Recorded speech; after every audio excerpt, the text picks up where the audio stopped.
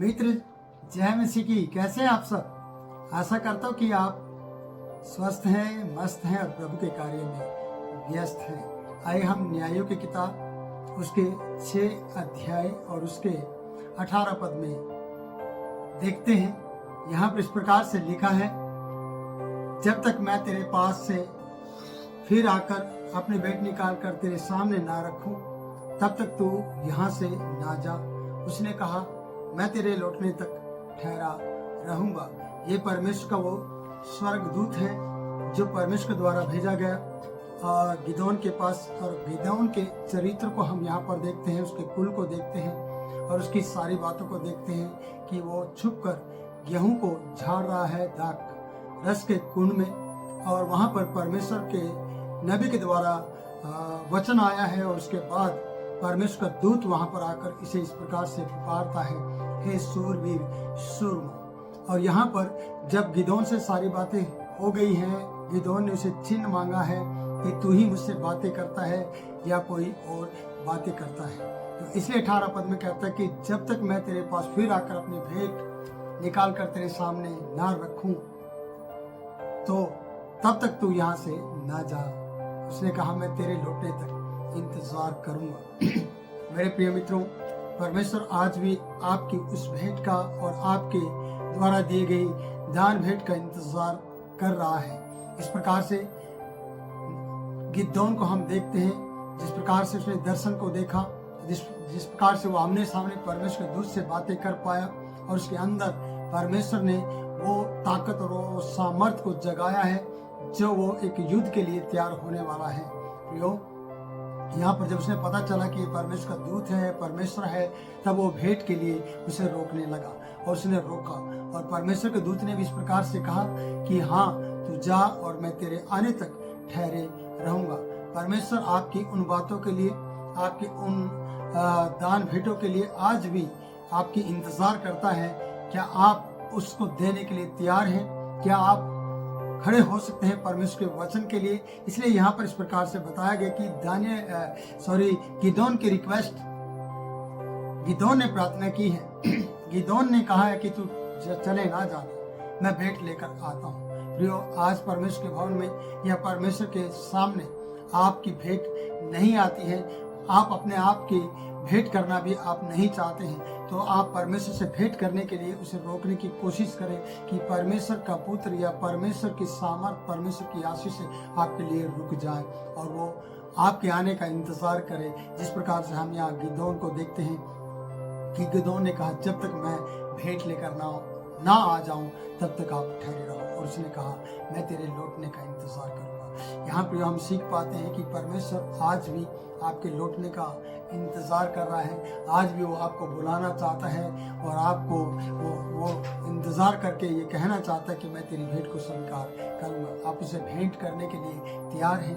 कि आप उसे मुलाकात करने के लिए तैयार हैं? क्योंकि वो आपको भेंट की बातें बताना चाहते हैं। जिस प्रकार से गिदोन के जीवन में, और गिदोन को इस प्रकार से कहा, तो इसी शक्ति पर जा, तो उनको ऐसे मार लेगा जैसे एक मनुष्य को मारते हैं। इसलिए प्रियो, आज अगर एक बड़ा युद्ध लड़ना है तो परमेश्वर के पास आपको आने की जरूरत है और परमेश्वर की लिए भेंट को लाने की जरूरत है और परमेश्वर से कहने की जरूरत है कि जब तक मैं लौट कर ना आ जाऊं तो यहाँ पर ठहरा रहे। और परमेश्वर आपके लिए इंतजार करेगा क्योंकि आप दिल से उसे भेंट चढ़ाना चाहते हैं। इसलिए एक संदेश है आपके लिए कि आप अपने परमेश्वर को अपने उस जगह पर रोक सकते हैं जहां पर आप फिर से आकर उसे धन्यवाद देना चाहते हैं, धन्यवाद बलिदान चढ़ाना चाहते हैं। प्रियो, गिदोन छुपा हुआ और डरा हुआ व्यक्ति था। इसके जीवन में, उसके लोगों के जीवन में इतनी परेशानियां थी कि मैदानी लोग आकर, पूर्वी लोग आकर वहां पर इन पर अत्याचार करते थे, इनके ऊपर अंधेर कर रहे थे, इन्हें लूट रहे थे, इनकी खेती बाड़ी, इनके गधे बैल, इनके सब चीजों को वो नष्ट करके चले जाते थे। गिदोन के अंदर परमेश्वर ने एक शक्तिशाली मनुष्य को देखा है कि ये कुछ कर सकता है और उससे बढ़कर है कि परमेश्वर की सामर्थ्य इस पर उतर सकती है। अगर ये परिवार के लिए वफादार है तो ये मेरे लिए भी वफादार हो सकता है। इसलिए इसने कहा है, परमेश्वर यहाँ पर ठहरे रहे, जब तक मैं भेंट लेकर ना आऊं तब तक रुका रहे। परमेश्वर का भी वादा है आपके लिए, हम सब के लिए, गिदोन के लिए, कि मैं तेरे लौटने का इंतजार करूंगा। फिर अगले पद में हम पढ़ते हैं, तब गिदोन ने जाकर बकरी का एक बच्चा और एक एपा मैदे की अख़मीरी रोटियां तैयार की। तब मांस को टोकरी में और जूस को तसले में रखकर बांज वृक्ष के तले उसके पास ले जाकर दिया। जो कुछ उसने तैयार किया था वो उसको परमेश्वर के पास ले गया या उसके दूत के पास ले गया। मैं इस तरीके से आगे बताना चाहता हूँ कि परमेश्वर के दूत ने उससे कहा, मांस और अख़मीरी रोटी को लेकर इस चट्टान पर रख दे और जूस को ढेल दे। उसने ऐसा ही किया।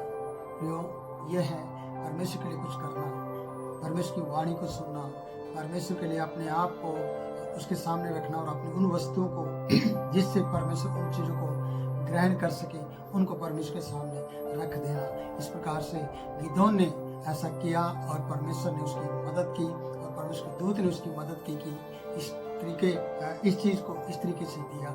चाहे वो तरीका क्या था कि अख़मीरी रोटी को चट्टान पर रख दे और जूस को वहाँ पर ढेल दे।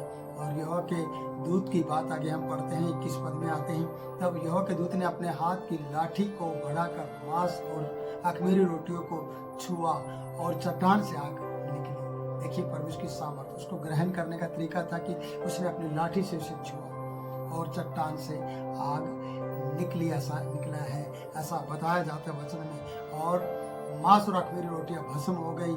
तब यहोवा का दूत उसकी दृष्टि से ओझल हो गया, वो चला गया क्योंकि उसने उसकी भेंट को स्वीकार कर लिया था। आज आपकी और हमारी भेंटों को भी स्वीकार करने के लिए परमेश्वर का दूत इंतजार करता है कि आप इस तरीके से अपनी भेंट को देने के लिए तैयार हैं कि वो भेंट परमेश्वर का दूत या परमेश्वर उसको ग्रहण कर सके। प्रियो, सचमुच में हमें अपने आप को परमेश्वर के सामने लाने की जरूरत है और उन चीज़ों को पाने के लिए, शक्ति और बल और सामर्थ्य पाने के लिए परमेश्वर के सामने जाना है और परमेश्वर को अपने लिए रोकना है ताकि परमेश्वर आपके लिए ठहरे और इंतजार करे कि आप आए और उससे उन आशीषों को पाए। इसलिए इस वचन से हमें ये मिलता है कि परमेश्वर आज भी आपके लिए खड़ा है।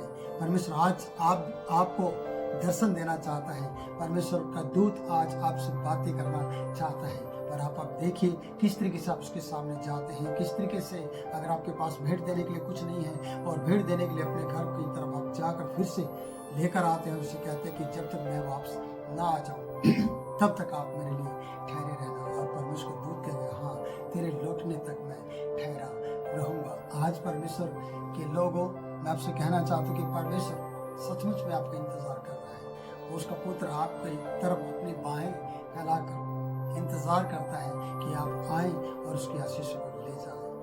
प्रियो, सच में उसे प्रेम करो, सच में उसको अपना जीवन दो।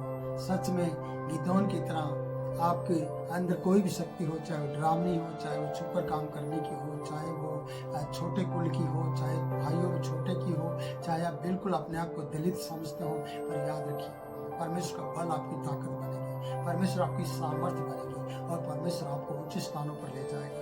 परमेश्वर आपको बड़े बड़े युद्ध लड़ने की ताकत देगा, इसलिए आप उस पर भरोसा कर सकते हैं। मैं परमेश्वर का दास उस पर भरोसा करते हुए आपको ये वचन दे रहा हूँ, अगर वो गिदोन के साथ खड़ा हो सकता है उस समय में जब वो 7 साल से अंधेर को सह रहे हैं, तो आज भी वो आपके लिए कार्य कर सकता है। अगर आप बीमारी में पड़े हुए दुख और कष्ट को उठा रहे हैं, अंधेर को सह रहे हैं, दुष्ट आत्मा ने आप पर कब्जा लिया है, दुष्ट की शक्तियों ने आपको बर्बाद करने की कोशिश की है आपके जीवन में, तो याद रखिए आज परमेश्वर की सामर्थ आपको छुड़ाने के लिए ताकत रखती है।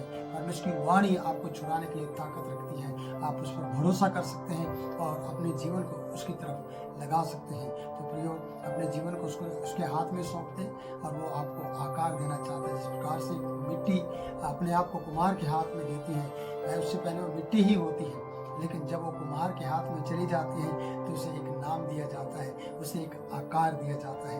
आज अगर आप अपने आप को प्रभु यीशु के हाथों में देते हैं, परमेश्वर के हाथों में देते हैं, पवित्र आत्मा की अगुवाई में चलते हैं, तो आपको नाम दिया जाएगा और आपको आकार दिया जाएगा और आप एक नई सृष्टि बन जाएंगे। प्रभु आपकी मदद करें इन वचनों के द्वारा। इस वीडियो को आप लाइक कर सकते हैं, शेयर कर सकते हैं और कमेंट लिखकर हमारे मनोबल को बढ़ा सकते हैं और हमारे चैनल को सब्सक्राइब करके औरों के लिए भी वीडियो को आशीष का कारण बना सकते हैं।